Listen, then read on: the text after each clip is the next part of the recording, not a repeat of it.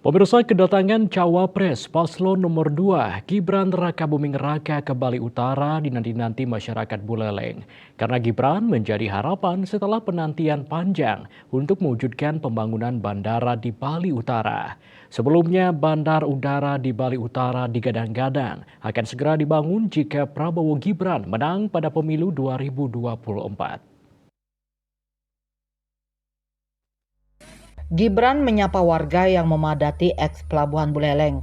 Dalam sambutannya, ia menyampaikan akan mengkaji ulang pembangunan bandara yang selama ini belum terrealisasi.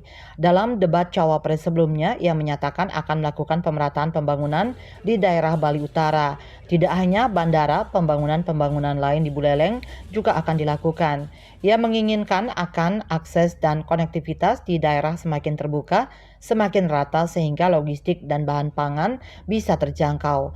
Titik-titik pembangunan ekonomi baru di Bali, terutama di Bali Utara, sehingga membuka lapangan kerja baru. Masalah bandara ini karena nanti akan ada proses kajian-kajian. Kita lihat nanti apakah pengambilan keputusan untuk pembangunan bandara ini tepat atau tidak. Nanti impact-nya untuk warga di sekitar seperti apa, apakah nanti bisa menumbuhkan pertumbuhan ekonomi, membuka lapangan kerja. Nah, ini nanti harus kita lihat dulu. Tapi kalau melihat kejadian di Ngurah Rai pada waktu tahun baru kemarin, saya kira pembangunan bandara ini cukup urgent kalau menurut saya. Dan menurutnya, semua pembangunan yang dilakukan nanti ujungnya adalah untuk kesejahteraan warga, bukan untuk tujuan politik.